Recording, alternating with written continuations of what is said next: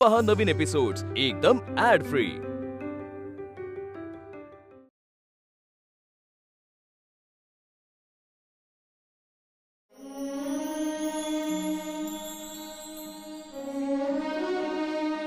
शास्त्री बुवा, इतक्या तातडीने बोलावून घेतलेत? बळवंतराव, गोपाळराव, बुवा काय झाले? या बसा बरं आधी, बसा बसा.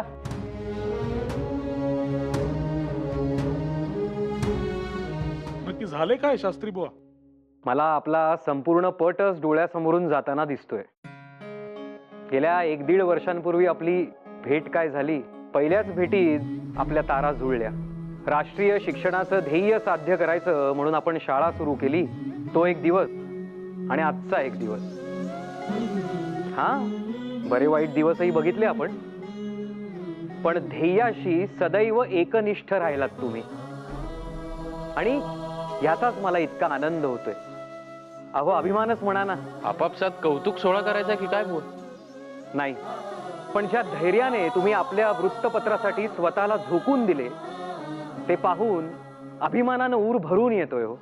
म्हणजे केसरी आणि मराठा या आपल्या वृत्तपत्रांसाठी तहान भूक विसरून तुम्ही स्वतःला अर्पण केलेत, या गोष्टीचे कौतुक करावे तेवढे कमीच आहे. शास्त्री बुवा थांबा आता. इतके कौतुक? आम्हाला निंदकाने शेजारी असण्याची सवय आहे. थांबा.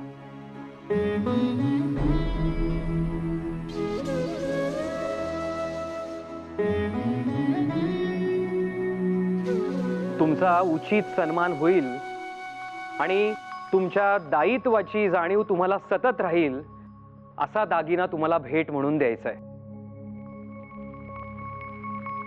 बळवंतराव. शास्त्री बुवा. गोपाळराव.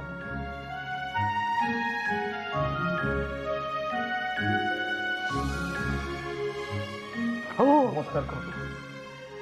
आपली जनता खूप भाबडी आहे हो. आणि या भाबडेपणाचाच फायदा त्या क्रूर ब्रिटिशांनी घेतला आणि आपण पारतंत्र्यात अडकलो. त्यामुळे विज्ञान, यंत्र, वैचारिक दृष्टिकोन या गोष्टींचा अभावच आपल्याला मारक ठरला. म्हणूनच समाजाला जागरूक करण्याची आवश्यकता आहे. खरंय. आणि आता हाच दीप आपल्याला सर्वत्र पोहोचवायचा आहे. हे केवळ वृत्तपत्र नव्हे, हे एक युद्धच आहे गुलामगिरी विरोधात, ज्यात आपले विचार हेच आपलं शस्त्र. आणि म्हणूनच केसरी आणि मराठा या दोन्ही वृत्तपत्रांची जबाबदारी तुम्ही उत्तमरित्या पार पाडाल याची मला खात्री आहे. ही वृत्तपत्र म्हणजे एक महाकाय लाट आहे जी संपूर्ण महासागराची दिशाच बदलून टाकेल. स्वतःच्या रंगाने अखंड महासागर रंगवून टाकेल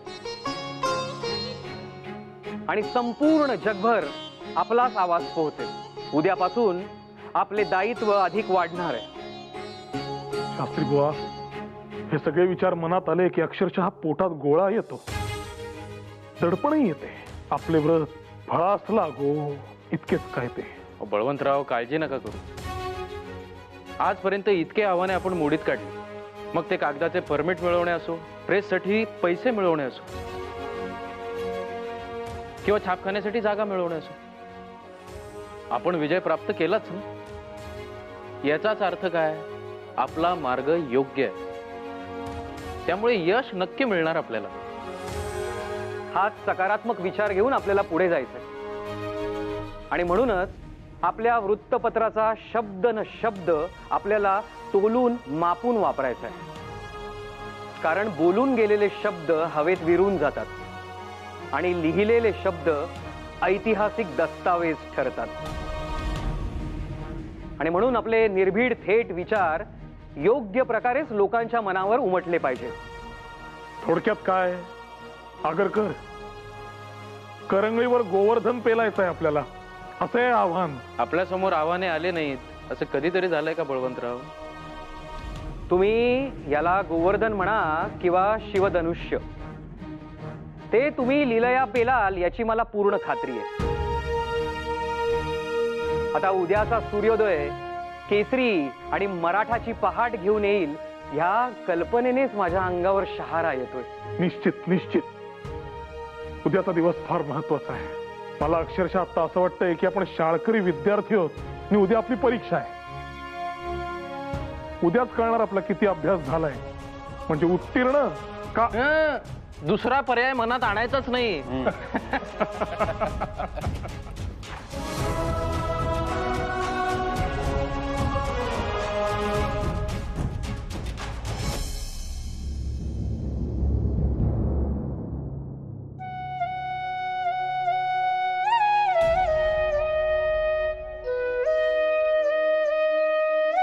वहिनी, काय हो मगापासून बघतीये, कुठल्या एवढ्या विचारात आहात? भांडलात की काय भाऊजींशी पुन्हा? नाही नाही, ते नेहमीच. म्हणजे भांडलात? नाही ताई, ते मला लिहिता वाचता यायला हवं ह्या संदर्भात. अहो मग काय हरकत आहे त्यात? नाही म्हणजे नाही का आपल्याला जानकी काकू सांगत होत्या पंडिता रमाबाई त्यांच्याविषयी. नाही म्हणजे एवढं शिकली ती बाई, पण तिला त्रासालाच सामोरं जावं लागलं ना. मला ना बाई असं ते इकडे आड तिकडे विहीर अशी गत झाल्यासारखं वाटतंय. काही कळत नाही हो. म्हणजे ह्यांचं ऐकू का हे सगळे मनात विचार येते त्याच्या संदर्भ. ताई तुम्ही सांगा ना काहीतरी. मी छे बाई, मला नका ओढू तुमच्यात. ताई काय हो? नाही म्हणजे निदान मदत म्हणून सल्ला तरी द्या. मी काय सांगू? बरं बसा तुम्ही. अहो बसा तरी, बसा. माझी काकू काय सांगायची माहितीये? लग्नानंतर आपले नवरोबा म्हणजे काही फक्त आपले कुंकू नसतात. ते कधी आपले आई वडील होतात, कधी अगदी लहान मूल होऊन आपल्यापाशी हट्ट धरतात. तितका हक्क असतो त्यांचा आपल्यावर, कारण ते आपल्याला सर्वाधिक ओळखत असतात आणि म्हणूनच त्यांचं म्हणणं कधीही टाळायचं नसतं. म्हणजे मी शिकावं हेच सुचवताय की तुम्ही? मग काय चूक आहे त्यात? यांनी तर मला अशा कितीतरी स्त्रियांचे दाखले दिलेत. पेशवाईत नव्हत्या का कित्येक स्त्रिया शिकलेल्या? त्या राधाबाई म्हणजे पहिल्या बाजीरावांच्या मातुश्री, त्या तर म्हणे कामकाजावर देखरेख ठेवण्यासाठी खलिते लिहून घेत असत.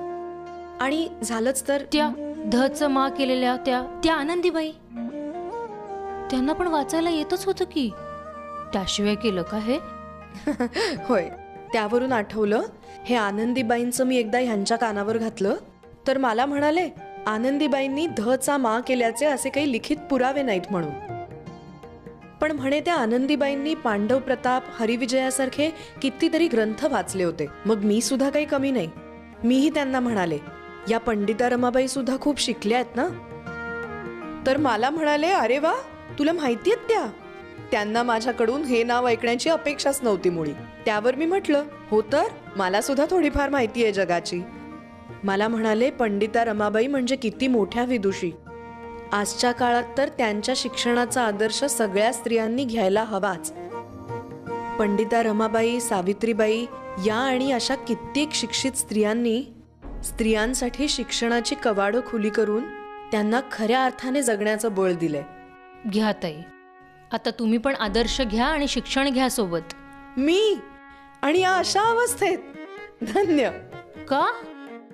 दोघांनी मिळून घ्या की शिकवणी, म्हणजे बाळ जन्मास येताना अग्रलेख म्हणत यायचे.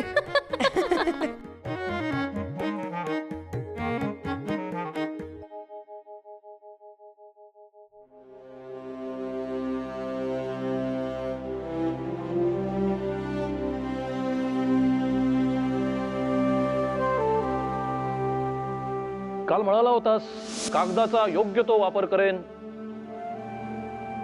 मग आता बघूया यावर तू काय लिहितोस ते. सर,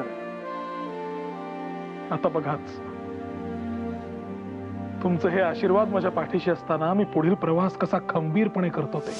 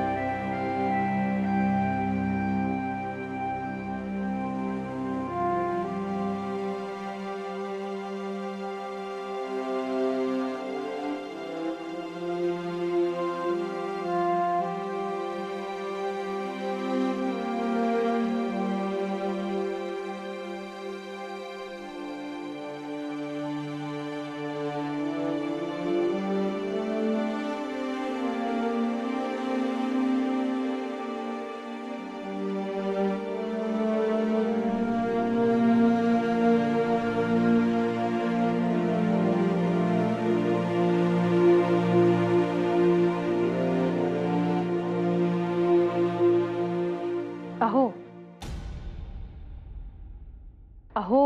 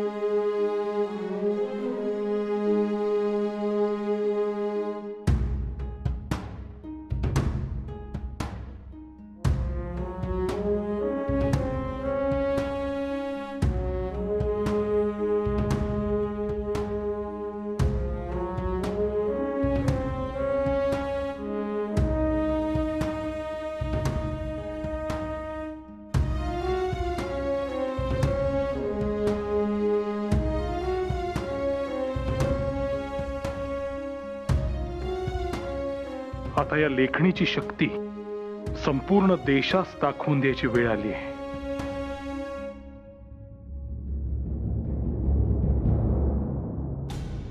भावे काय ग, ठीक आहेस ना? हो अहो जरासा तोल गेला. सांभाळ, आता असा तोल जाऊन चालायचं नाही. म्हणजे आता आपले नवीन अपत्य जन्मास येणार म्हटल्यावर तोल जाऊन कसा चालेल? तुम्हाला भावे पण मला खरंच किती आनंद होतोय म्हणून सांगू तुला. किती काळ या दिवसाची प्रतीक्षा करत होतो, अक्षरशः तळमळीनं वाट पाहत होतो. मीही. पण आता तो दिवस उजाडला. उद्या आपले अपत्य जन्म घेणार, एक नव्हे 2 अपत्य जन्म घेणार. काय 2-2? होय तर, उद्या? होय तर. केसरी आणि मराठा, आपली वृत्तपत्रे, आपली अपत्य. किती दिवस झाले मी आणि आगरकर या दिवसाची वाट पाहतोय. आगरकरांनी केसरीचे पालकत्व स्वीकारले आणि मी मराठाचे. आगरकर म्हणजे सिद्धहस्त लेखक, त्यामुळे मला आलंय दडपण. मला काही असे अग्रलेख लिहिण्याची सवय नाही. मी तर परीक्षेची उत्तरपत्रिका सुद्धा जेमतेम लिहून येणारा माणूस. आठवतंय ना? हो तर आठवतंय ना, मॅट्रिकच्या परीक्षेत सुद्धा पूर्ण वेळ न बसता घरी निघून आला होता. होय तर.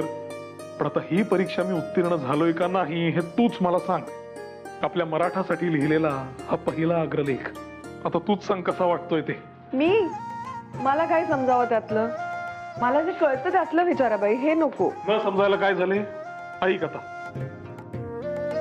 The inevitable tendency of progress.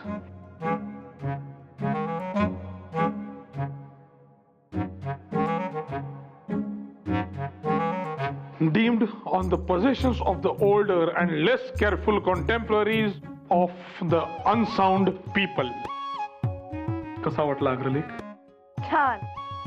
अहो मला तुम्ही लिहिलेलं मराठी सुद्धा धड कळत नाही, त्यात हे इंग्रजी ना, ते कसं कळावं? तू म्हणजे अगदी विरस करून टाकतेस. अहो कौतुक करण्यासाठी लेख कळायची काय गरज आहे? तुमचे डोळे, त्यातला प्रांजळपणा, तुमच्या कामावरची श्रद्धा, हे तर कळतच आहे की. आणि त्याबद्दल मनात आदर आहेच माझ्या, आणि अभिमान सुद्धा आहे. होय ना? मग आता या नवशिक्या संपादकाच्या वृत्तपत्राचे सभासदत्व घ्या, म्हणजे झाले. निश्चय काहीतरीच तुमचं.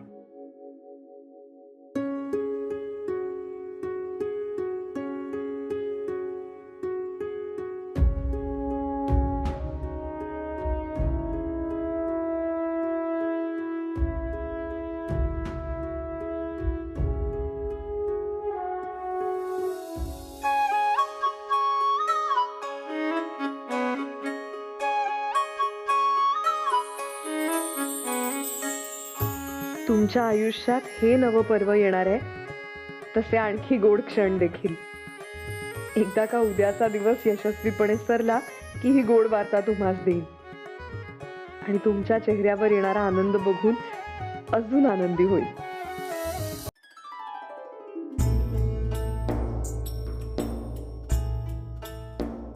झाला तुमचा? अहो आता नुकताच लिहून झाला. एक अनेक शब्द नीट पडताळून पाहत होतो. सगळं नीट अर्थपूर्ण लिहिलंय ना. तुम्हाला सांगायला आलो तर इथे उभे दिसला. अहो माझंही तेच झालं. लिहून झाल्यावर 4 वेळा वाचून बघितलं. म्हटलं बाहेर येऊन तुम्हाला सांगावं. बाहेर आलो तर तुम्ही इथे उभे. पण मी खात्रीने सांगू शकतो, माझा लेख तुमच्या अगोदर लिहून झाला असणार. होय, दाखवा पाहू वाचून. तुम्ही दाखवा आधी. अहो तुमचा आधी झाला म्हणताय ना, वाचून दाखवा तर खरे. आधी तुमचा लेख वाचून दाखवा. अहो तुमचा वाचा तर खरे, मग मी माझा वाचून दाखवेनच ना. हसायला काय झाले? नाही, मी काय म्हणते, नाहीतरी उद्या वृत्तपत्रात छापून यायचेच आहेत ना लेख, तेव्हा सारं जगच वाचणार आहे. त्याच वेळेस एकमेकांचे लेख तुम्ही सुद्धा वाचा. कसं? अगदी योग्य. पण खरोखर गोपाळराव, आजचा उत्साह जरा उद्या सकाळपर्यंत टिकवून ठेवूया. आपण लिहिलेले शब्द उद्या जेव्हा प्रथमच अग्रलेख म्हणून केसरीनी मराठामध्ये छापून येतील, तेव्हा तो अंक हातात घेऊन एकमेकांचे लेख वाचणं हे अधिक मोलाचं असेल. खरंय बळवंतराव. अहो पण आत्ताशी एक प्रत लिहून झालीये ना तुमची. अशा अजून कितीतरी लिहायच्यात तुम्हाला. अहो तसे नसते वहिनी. हा मुख्य मजकूर आहे. आता फक्त प्रति छापणार. नाही गोपाळराव, पण खरोखर आता घाई करूया. अजून यंत्र नवीन आहे आपल्यासाठी.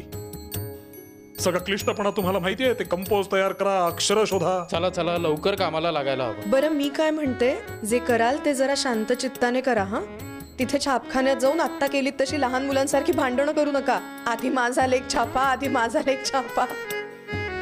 तुम्ही अजून जाग्या का? जात विश्रांती घ्या पाहू. जा लवकर. अहो बरं गोपाळराव, खरोखर आता अजून विलंब नको. चला बरं, आपल्याला कंपोज तयार करायचंय, सगळ्या प्रती छापायच्या आहेत. त्या दीनानाथास गठ्ठे करून द्यायच्या आहेत आणि त्याला त्याचे वितरण करायचे. वितरणास उशीर व्हायला नको. पहाटे पहाटे लोकांच्या घरी प्रती जायला हव्यात.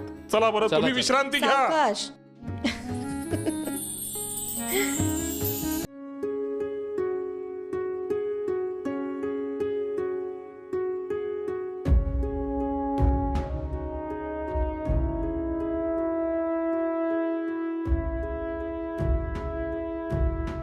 बुवा, घटिका समीप आली. आपलं ध्येय आपल्याला साथ घालतंय. उद्याचा सूर्य फक्त किरणे नव्हे, केसरी आणि मराठाची गर्जना घेऊन उगवेल. आणि ही गर्जना फक्त पुण्यात नव्हे, साऱ्या देशामध्ये दुमदुमेल. चला, मोहिमेस सुरुवात.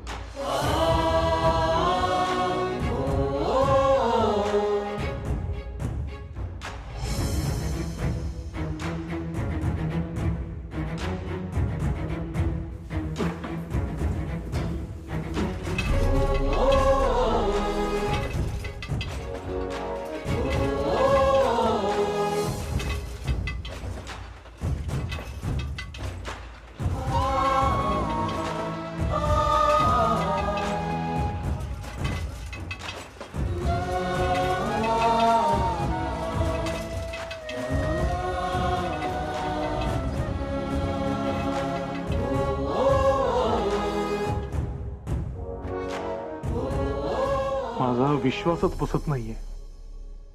हे आपण केले.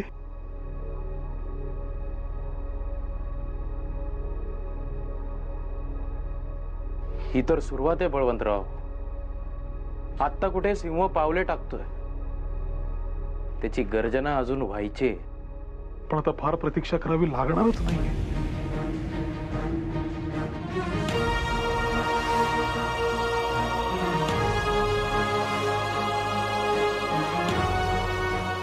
बळवंतराव, हो, काय लेख लिहिलाय तुम्ही? निशब्द झालोय मी खरंच. वृत्तपत्राचे नाव काय? मराठा. मग तसा साजेसा लेख हवा की नाही? जबाबदारी आहे आपली. पण केसरीला कमी लेखू नका. याच्यापेक्षा त्याची गर्जना अधिक होणार आहे, बघा तुम्ही.